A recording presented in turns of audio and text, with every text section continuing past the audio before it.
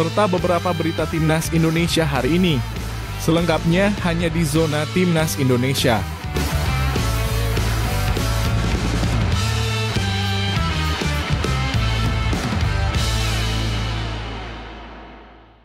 Sebelumnya, jangan lupa subscribe channel ini supaya tidak ketinggalan berita Timnas Indonesia.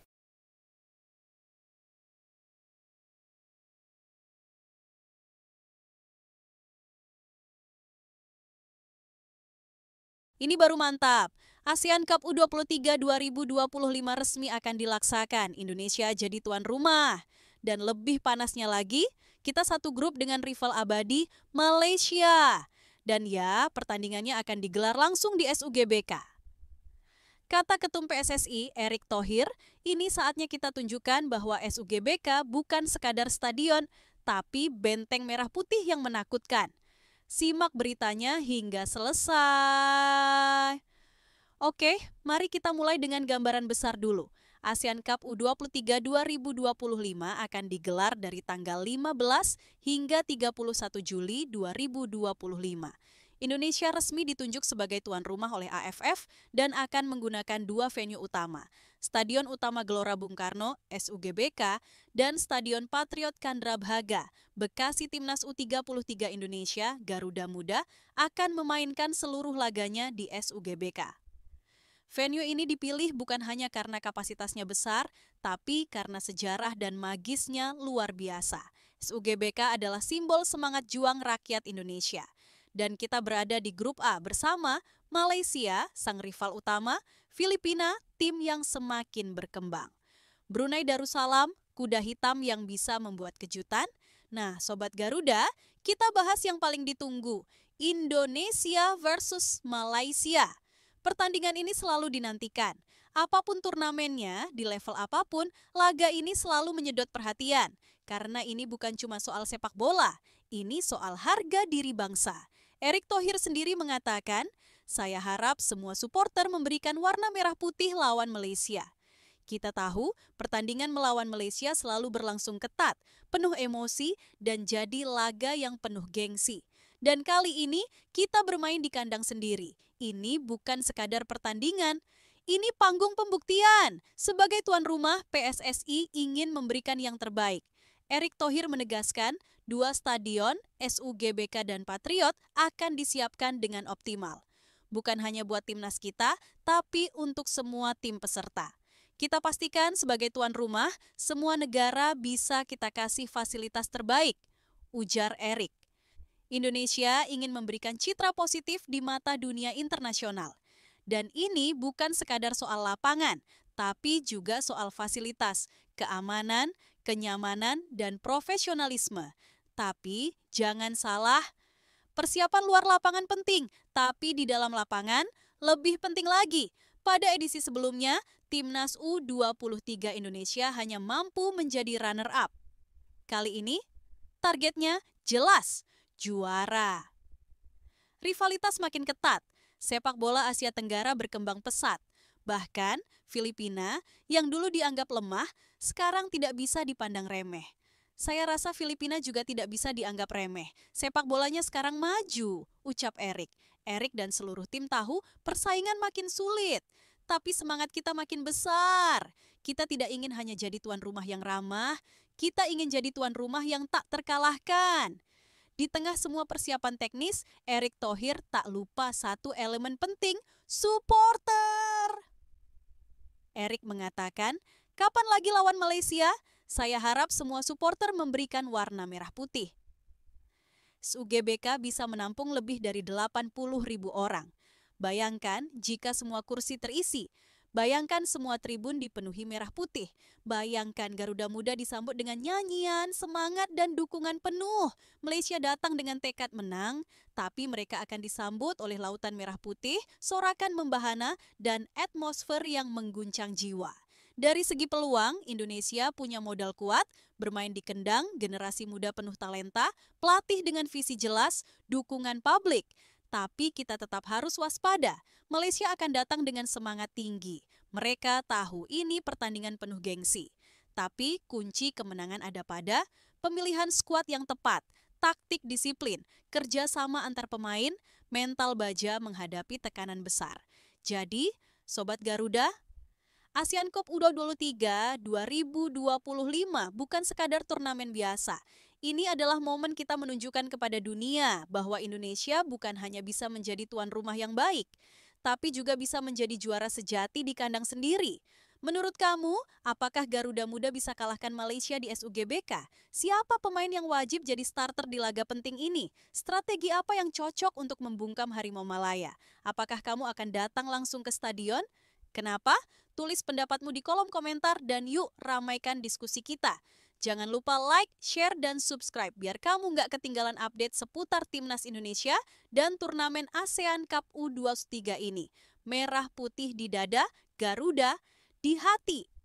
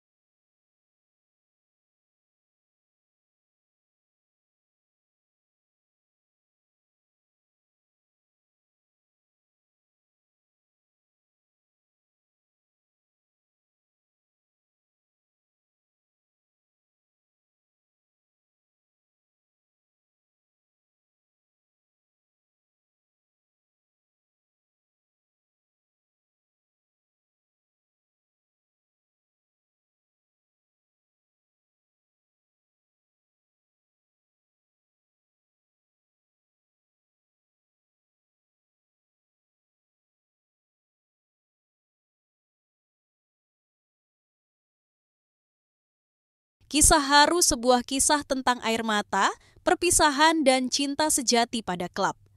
Yup, ini tentang Kevin Dix, pemain timnas Indonesia yang harus mengucapkan selamat tinggal pada FC Copenhagen. Dan percaya deh, tangis Kevin Dix bukan cuma air mata biasa.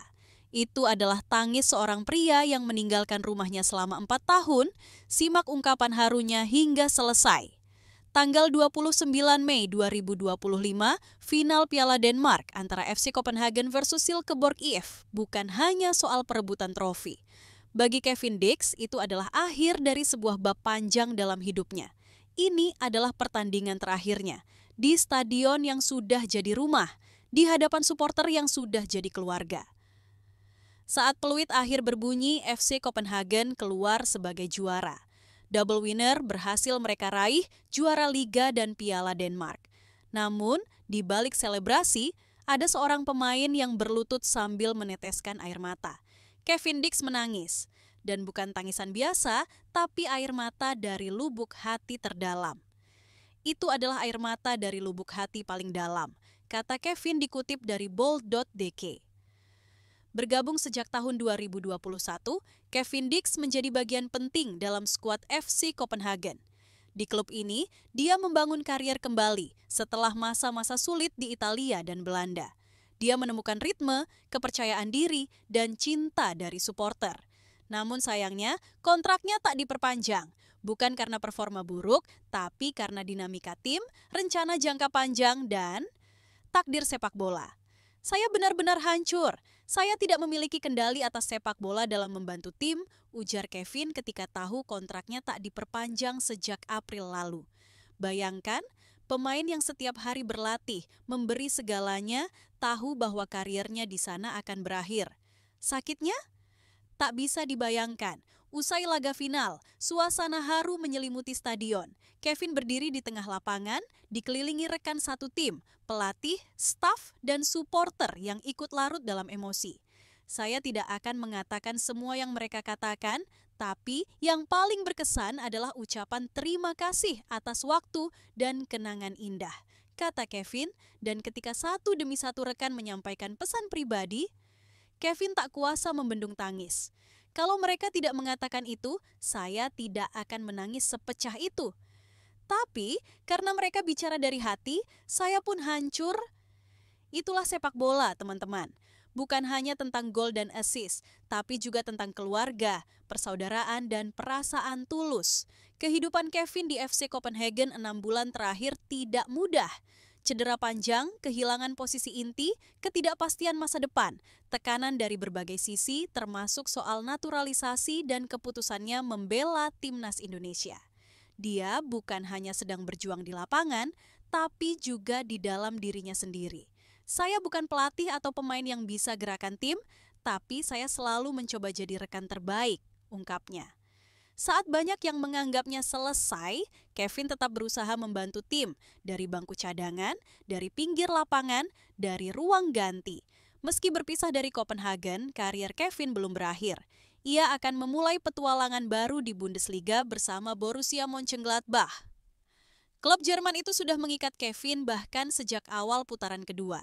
Bagi Kevin, ini adalah kesempatan membuktikan diri lagi di liga yang lebih kompetitif, lebih keras, dan lebih bergengsi. Tapi FC Copenhagen akan selalu punya tempat di hatinya. Saya akan kembali ke Copenhagen sesering mungkin. Saya ingin melihat mereka menang lebih banyak. Terima kasih semuanya, saya sangat menghargainya. Kini, Kevin Dix bukan hanya pemain yang dikenang di Denmark, ia juga pemain timnas Indonesia yang membawa harapan jutaan fans di tanah air. Momen tangisnya bukan hanya untuk klub, tapi juga untuk perjalanan emosional yang tak mudah selama ini. Bagi kita di Indonesia, kisah Kevin bisa jadi inspirasi tentang kerja keras, keikhlasan, loyalitas, dan keberanian memulai kembali. Sobat bola, tangis Kevin Dix bukanlah akhir, tapi titik balik. Karier baru menanti di Jerman, tapi kenangan di FC Copenhagen akan selalu abadi. Apa pendapatmu soal momen perpisahan Kevin Dix di FC Copenhagen? Apakah kamu optimis Kevin akan sukses di Bundesliga? Menurut kamu, seberapa penting mentalitas pemain seperti Kevin dalam membangun timnas Indonesia ke depan? Tulis pendapatmu ya. Kita bahas bareng-bareng. Jangan lupa like, share, dan subscribe supaya kamu nggak ketinggalan cerita-cerita sepak bola paling menyentuh dan inspiratif dari seluruh dunia. Sampai jumpa di video berikutnya. Sepak bola bukan cuma permainan, tapi cerita hidup yang luar biasa.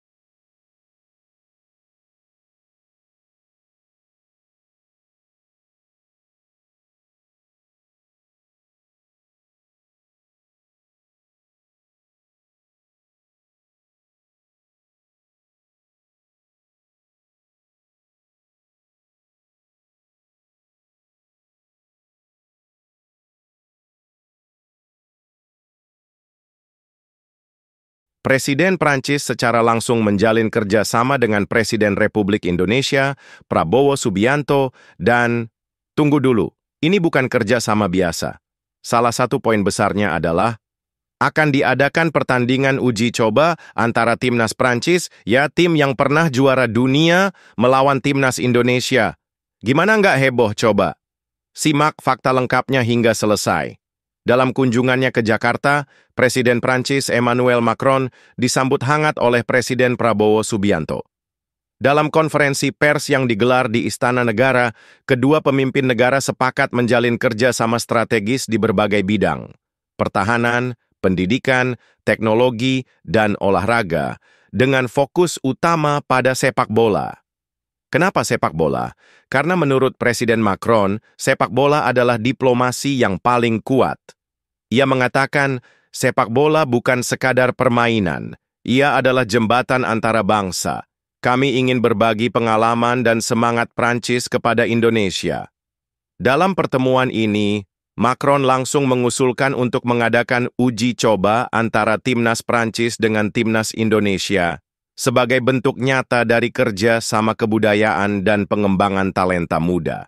Dan luar biasanya, Prabowo langsung menyambut dengan semangat. Presiden Prabowo dalam pernyataannya menyampaikan antusiasme luar biasa. Saya percaya, jika ingin menjadi bangsa besar, kita harus berani bermimpi besar. Kita sambut tantangan ini. Ini bukan sekadar pertandingan. Ini adalah semangat kebangkitan sepak bola Indonesia. Prabowo juga menyinggung pentingnya mental juara. Bertanding melawan juara dunia akan membentuk mental anak-anak muda kita.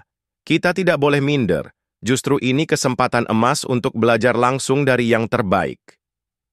Dalam sesi wawancara eksklusif, Presiden Macron mengungkapkan kekagumannya pada atmosfer sepak bola Indonesia. Saya belum pernah melihat supporter sefanatik dan sebersemangat ini di Asia. Stadion penuh, nyanyian tak henti, dan rasa cinta terhadap tim nasional yang luar biasa. Saya yakin Indonesia punya masa depan besar di dunia sepak bola jika dikelola dengan baik. Beliau bahkan menyebut bahwa suasana di Stadion Gelora Bung Karno bisa menyaingi atmosfer Parc des Princes dan bahkan Anfield. Pertandingan ini bukan sekadar laga persahabatan. Ini adalah kesempatan emas bagi Indonesia untuk mengukur kemampuan melawan tim kelas dunia. Selain itu, akan ada program pelatihan khusus dari pelatih Prancis untuk pelatih muda Indonesia. Timnas Indonesia juga akan diundang ke Prancis untuk mengikuti mini training camp. Beberapa pemain muda Indonesia juga akan ditawarkan kesempatan trial di akademi sepak bola top Eropa seperti Clairefontaine. Presiden Macron mengatakan, "Kami ingin melihat Indonesia menjadi kekuatan baru sepak bola Asia, dan kami ingin menjadi bagian dari perjalanan itu." Ketua Umum PSSI Erick Thohir menyambut kabar ini dengan penuh semangat. Ia menyebut ini sebagai momen bersejarah. Uji coba melawan Prancis akan menjadi benchmark sejati bagi kita. Ini bukan hanya tentang 90 menit pertandingan, tapi tentang membangun mindset, sistem, dan ekosistem sepak bola kelas dunia di Indonesia, tegasnya bangga. Erick juga menjanjikan bahwa seluruh proses persiapan akan dilakukan secara transparan dan profesional. Targetnya, Indonesia bisa tampil dengan performa terbaik, bukan hanya jadi pelengkap. Setelah pengumuman ini viral, media sosial langsung heboh. Tagar hashtag Garuda lawan Les Bleus langsung trending di Twitter. Banyak netizen membayangkan laga yang seru. Marcelino duel dengan Mbappe, Martin Paes menghadang penalti Antoine Griezmann, atau fans Indonesia dan Prancis bernyanyi bersama di stadion. Laga ini rencananya akan digelar di Stadion Gelora Bung Karno yang akan dipenuhi lebih dari 80.000 supporter. Pertanyaannya, mampukah timnas Indonesia memberi kejutan? Nah, sekarang giliran kalian menjawab pertanyaan dan saling diskusi di kolom komentar. Menurut kalian, siapa pemain timnas Indonesia yang paling siap untuk menghadapi pemain kelas dunia seperti Mbappe atau Griezmann? Haruskah Indonesia rutin melawan tim-tim besar Eropa untuk mengembangkan mental juara? Apakah kamu setuju jika Indonesia mengirim lebih banyak pemain muda untuk belajar ke akademi di Eropa? Tulis pendapatmu di kolom komentar ya. Jangan lupa like, share, dan subscribe supaya kamu nggak ketinggalan update eksklusif seputar berita dan kabar timnas Indonesia yang luar biasa ini. Viva Garuda, Indonesia bisa!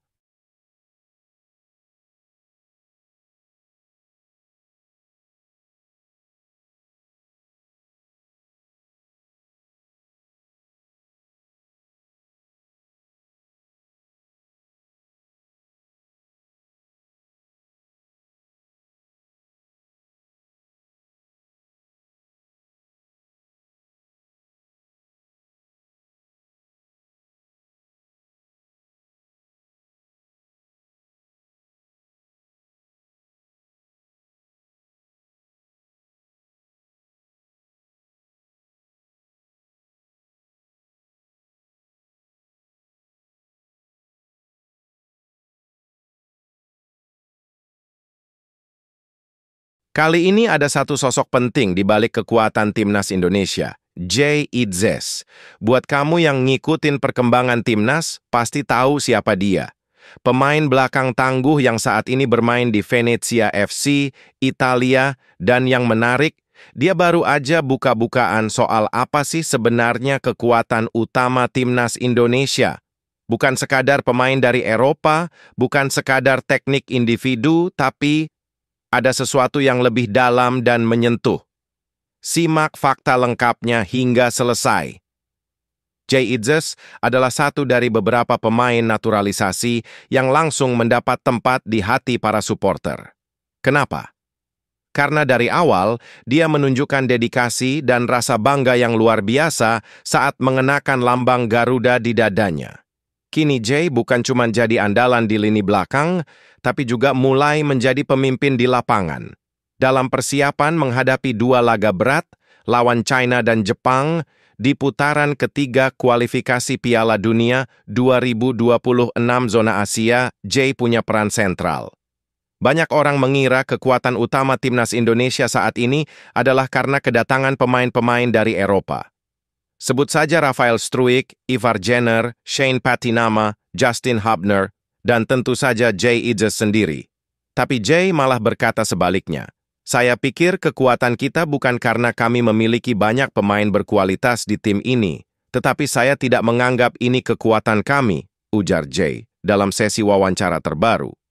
Kalimat ini mengejutkan, tapi juga menyentuh. Lalu, apa dong kekuatan utamanya? Jay kemudian menyampaikan bahwa kekuatan terbesar timnas Indonesia adalah kedekatan antar pemain, ikatan batin, dan chemistry yang mereka bangun dari hari ke hari. Kekuatan kami terbesar adalah bahwa kami adalah satu tim yang benar-benar saling terikat. Anda bisa lihat, di pemusatan latihan semua orang bercanda satu sama lain. Semua berjuang untuk satu sama lain bila diperlukan. Inilah yang jarang terlihat dari luar. Di balik kamera, di balik pertandingan, para pemain ini bertransformasi menjadi saudara. Bukan sekadar rekan satu tim. Jay percaya, semangat persatuan ini akan sangat berpengaruh di lapangan. Karena dalam pertandingan, bukan hanya soal teknik, tapi soal kepercayaan, komunikasi, dan keberanian untuk menutupi satu sama lain. Saya pikir kami punya koneksi yang baik di dalam grup. Ini pasti akan membantu di pertandingan berikutnya. Lanjut Jay. Dalam sepak bola modern, ini sangat krusial. Banyak tim besar yang jatuh bukan karena tak punya bintang, tapi karena tak punya chemistry. Laga melawan China, 5 Juni, dan Jepang, 10 Juni, nanti bukan laga biasa. Ini adalah penentu langkah awal Indonesia menuju Piala Dunia 2026. Melawan China, kita punya peluang menang, tapi tetap harus hati-hati. Sedangkan melawan Jepang jelas itu ujian berat, tapi Jay tetap optimis karena menurutnya, kami berlatih keras, saling memahami, dan punya semangat yang sama. Itu yang akan membuat kami tampil habis-habisan di lapangan. Yang juga menarik, Jay menekankan bahwa semua pemain, baik dari dalam negeri maupun yang dari luar, datang dengan satu tujuan, memberikan yang terbaik untuk Indonesia. Kami di sini bukan untuk menunjukkan siapa paling hebat, tapi kami datang membawa satu semangat. Kami ingin bersatu demi negara ini. Ini membantah anggapan bahwa pemain naturalisasi hanya datang untuk mengisi kekosongan. Nyatanya mereka menyatu, beradaptasi, dan bahkan belajar bahasa Indonesia, budaya, dan menghormati tradisi tim. Nah, Sobat Garuda, melihat semangat dari Jay Idzes dan rekan-rekannya, kita sebagai supporter juga harus menyatu. Kita bukan cuma penonton, kita adalah energi yang mengangkat mereka di lapangan. Sekarang kami mau dengar pendapat kalian. Setujukah kamu bahwa chemistry dan kebersamaan lebih penting dari skill individu dalam sepak bola? Siapa pemain timnas yang menurutmu paling mencerminkan semangat bersatu demi Indonesia? Apa harapanmu untuk dua laga penting melawan China dan Jepang nanti?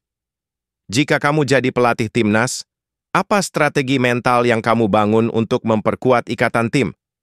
Tulis komentar kalian di bawah ya. Jangan lupa like, share, dan subscribe supaya kita bisa terus dukung timnas dengan semangat penuh. Garuda di dadaku, semangat di hatiku.